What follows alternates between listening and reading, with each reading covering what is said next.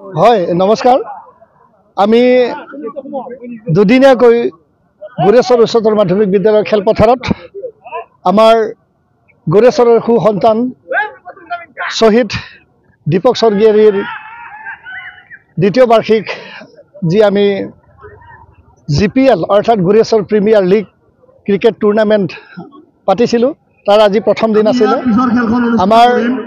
আমাৰ কেইবাটাও দলে ইতিমধ্যে গোটেই দিনটোত ক্ৰিকেট খেলিলে আৰু ৰাতি বৰ্তমানো আমি চাৰি পাঁচটা টিম এতিয়াও আমাৰ বাকী আছে। খুব সৰ্বাংগ সুন্দৰভাৱে আমি এই খেলখন আয়োজন কৰিবলৈ সক্ষম হৈছোঁ আৰু আমাৰ সন্মানীয় গুৰেশ্বৰবাসী ৰাইজে বিভিন্ন দল মত নিৰ্বিশেষে সকলোৱে আমাক একদম হিয়া উজাৰি সহায় কৰিছে, তাৰ বাবে আমি ধন্যবাদ জ্ঞাপন কৰিছোঁ।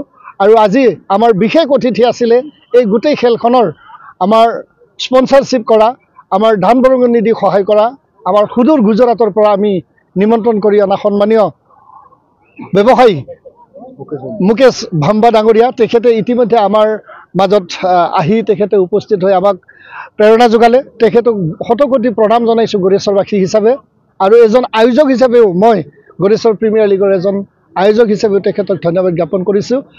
আমি বিচাৰিছোঁ যে আমাৰ অঞ্চলত যিখিনি আমাৰ সুপ্ত প্ৰতিভা আমাৰ যুৱকসকলৰ মাজত সোমাই আছে, এই সুপ্ত প্ৰতিভাখিনি বিকাশ কৰাৰ কাৰণে উলিয়াই লৈ যোৱাৰ কাৰণে আমি প্ৰচেষ্টা অব্যাহত ৰাখিছোঁ আৰু আগলৈকেও আমি এনেকুৱা ধৰণৰ খেল বা বিভিন্ন অনুষ্ঠান প্ৰতিষ্ঠানৰ বিভিন্ন কাৰ্যসূচীৰ জৰিয়তে তেখেতসকলক আগলৈ আগবঢ়াই নিয়াৰ কাৰণে আমি সদায় চেষ্টা কৰিম, এইখিনি কথা দিছোঁ। আৰু ইতিমধ্যে আমাৰ বিভিন্নজন অতিথিয়ে আমাক সহযোগ কৰিছে। আমাৰ সন্মানীয় CSBৰ মেম্বাৰ কৰণ চেত্ৰী আমাৰ মাজত আহি গৈছে। আমাৰ সন্মানীয় যিসকল অতিথিক আমি নিমন্ত্ৰণ জনাইছিলোঁ তেখেতসকল আমাৰ মাজত আহি পাইছে।